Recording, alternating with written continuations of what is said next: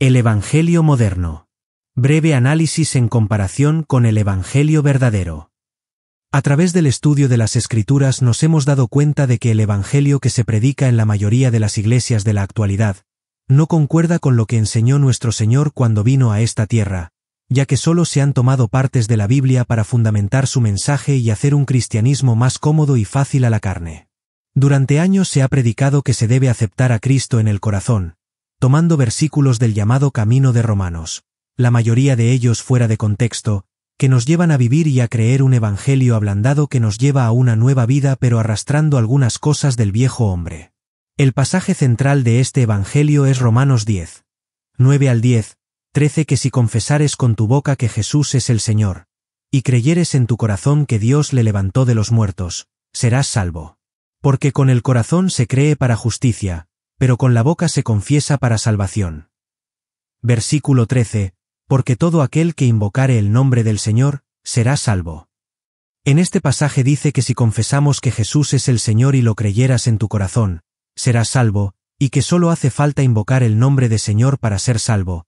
Pero, ¿qué significa confesar que Jesús es el Señor? ¿Es solo decir por medio de una oración, ¿tú eres mi Señor? ¿O es guardar sus mandamientos para así poder confesar que Jesús es mi Señor, haciéndolo el Señor de nuestras vidas? ¿Cómo podemos decir que Jesús es nuestro Señor, si Él no gobierna nuestras vidas, si no es mi amo o el capitán de toda nuestra vida? En estos días se dice que todo aquel que invoque el nombre del Señor será salvo, lo cual está escrito también en Hechos 2, 16 al 21, mas esto es lo dicho por el profeta Joel. Y en los postreros días, dice Dios, derramaré de mi espíritu sobre toda carne, y vuestros hijos y vuestras hijas profetizarán. Vuestros jóvenes verán visiones, y vuestros ancianos soñarán sueños. Y de cierto sobre mis siervos y sobre mis siervas en aquellos días derramaré de mi espíritu, y profetizarán. Y daré prodigios arriba en el cielo, y señales abajo en la tierra, sangre y fuego y vapor de humo. El sol se convertirá en tinieblas, y la luna en sangre, antes que venga el día del Señor, grande y manifiesto, y todo aquel que invocare el nombre del Señor, será salvo.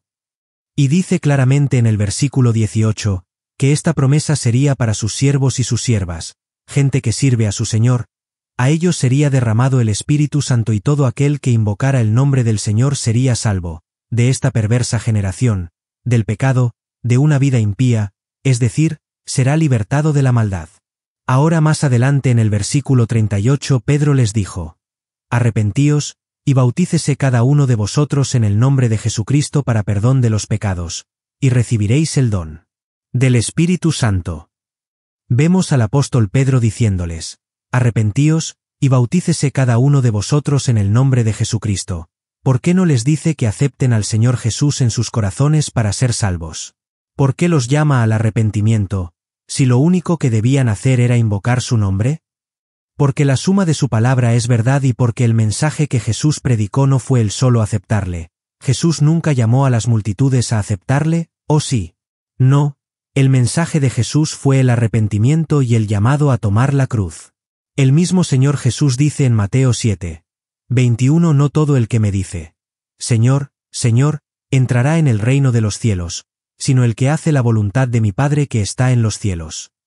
Ahí nos dice claramente quiénes entrarán en el reino de los cielos los que hacen la voluntad de su Padre, no el que solo le dice Señor, Señor, ni tampoco el que solo dice creo en él, sino el que hace su voluntad, pues también en Santiago 2, 19 dice, tú crees que Dios es uno, bien haces. También los demonios creen, y tiemblan. Dice que aún los demonios creen y no por eso son salvos. ¿Verdad? Durante todo su ministerio nunca vemos a Jesús invitando a la gente a aceptarle o a invocarle, le vemos llamando a la gente al arrepentimiento y a seguirle, tomando la cruz, Mateo 4, 17 Desde entonces comenzó Jesús a predicar, y a decir, arrepentíos, porque el reino de los cielos se ha acercado. Jesús siempre estableció estándares más altos para poder seguirle y ser salvos. Lo vemos en Mateo 10, 38 y el que no toma su cruz y sigue en pos de mí, no es digno de mí. Jesús llamaba a la gente a tomar su cruz para ser dignos, pero ¿qué es tomar la cruz? Esta pregunta se contesta con las siguientes preguntas. ¿Para qué sirve una cruz? ¿No es acaso para matar la carne? La cruz sirve para perder nuestra vida, en ella. Lo vemos en Lucas 14, 26, si alguno viene a mí, y no aborrece a su padre, y madre, y mujer, e hijos, y hermanos, y hermanas, y aun también su propia vida, no puede ser mi discípulo. Jesús nos llama a aborrecer nuestras vidas, a dejar de vivir para nosotros mismos. La cruz representa el dejar cosas que nos agradan, modas, televisión, cine, joyas, nuestros derechos como individuos, estabilidad económica, etc. La cruz nunca es cómoda, ni agradable, pero nuestro Maestro nos pidió llevarla, pues, quien no la lleva, no es digno de él. El Señor pide una renuncia a nuestras vidas, no únicamente que lo aceptemos y recibamos en nuestros corazones. Si decimos que le aceptamos, esto conlleva también aceptar lo que Él nos pide. Dios demanda nuestro corazón y vida, una vida fuera del dominio de este mundo, una vida apartada del mal. Nos hemos encontrado con mucha gente que dice ser cristiana pero niega que se pueda llevar una vida en santidad y perfección. ¿Qué dicen? ¿Se puede? La Biblia nos pide esto para poder ver a Dios, y ya que Dios es un Dios justo, ¿no pide cosas que no podamos hacer? ¿O sí? Claro que no. En Mateo 5, 48 dice, «Sed, pues, vosotros perfectos, como vuestro Padre que está en los cielos es perfecto». Vemos a Jesús diciéndonos que seamos perfectos, y no como este mundo ve la perfección, en donde no se comete un error o equivocación, sino como Dios ve esa perfección, andando en la luz que tenemos y poniendo en práctica lo que ya sabemos de su palabra. De esa manera su sangre preciosa nos limpia. Primera de Juan 1, 7, en Primera de Pedro 1, 15 podemos leer, sino, como aquel que os llamó es santo, sed también vosotros santos en toda vuestra manera de vivir. Es decir, que seamos santos en nuestra manera de vivir en este mundo, y en Hebreos 12, 14 nos dice el apóstol Pablo que sin santidad nadie verá al Señor. ¿Estarán estos versículos solo como una recomendación a ser santos, esto es, apartados para Dios? ¿O es este un requisito para poder ser salvo y entrar al cielo?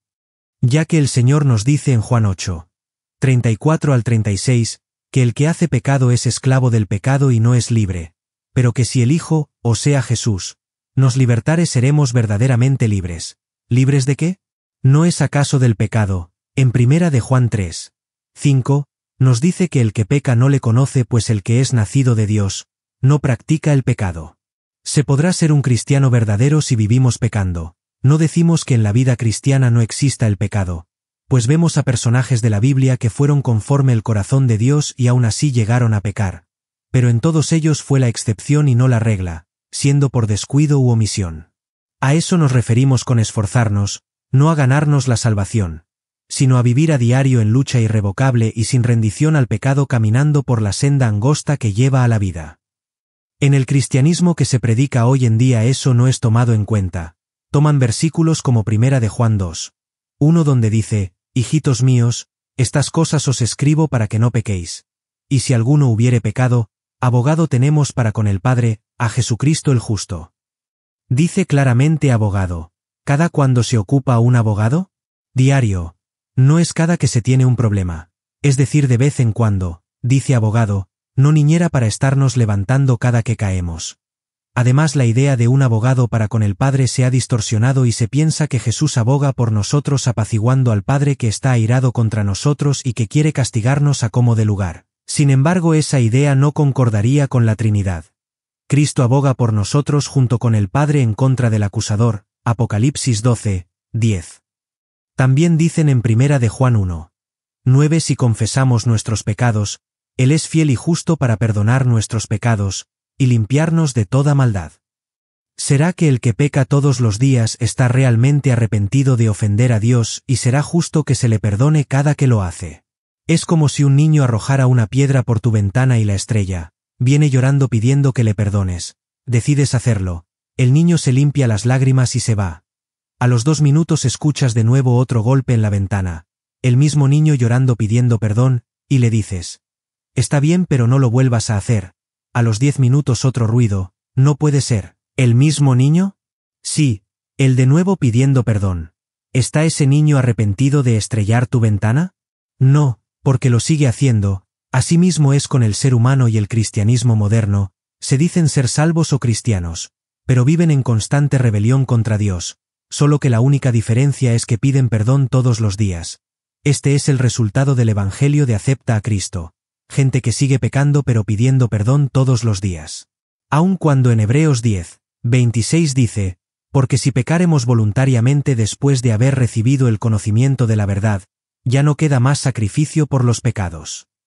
Y en Romanos 6:1-3 dice que, pues, diremos, perseveraremos en el pecado para que la gracia abunde.